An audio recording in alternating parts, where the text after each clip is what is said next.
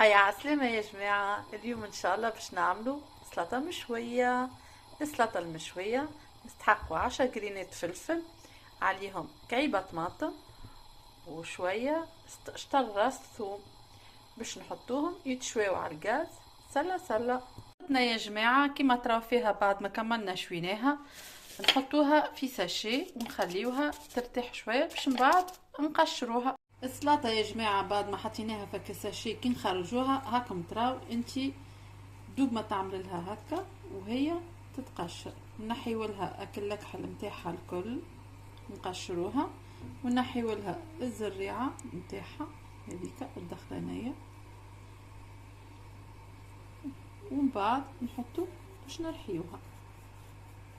وتوا باش نحطو سلطتنا نرحيوها في اي آلة، في اي رحاية عندك، والا في مهراز يتهرسها بالمهراز، يا تحطها ترحيها اكونديسيون. يلزمك كي ترحيها ما ترحيهاش برشا باش ما تبدا باش ما تعجنش، خاطر هي بنتها سلطة مشوية تبدا مرحية شوية شوية. ها باش نوريها لكم.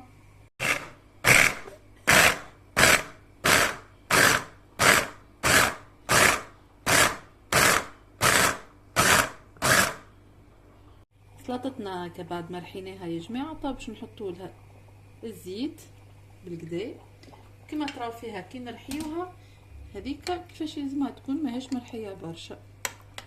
شويه ملح بالنسبه لي انا، شويه زيت شويه ملح، نحط لها زيت وملح. شويه كرويه، كان مش متوفره الكرويه مش مشكله تحط نكته تابل يا ما تحط فيها حتى شيء. شويه زيت وملح وتاكلوها صحه وبالشفاء. سليطتنا يا جماعه حضرت كما تشوفوا فيها انوتكم ومنشاهيكم. فوحناها صبينا لها زيت كما شفتوها، زيناها كعيب عظم وكعيبة زيتون. اللي يحب يزينها بالتن ولا باي حاجه يحب عليها، ان شاء الله تجربوها وتاكلوها وصحه وبشفاء.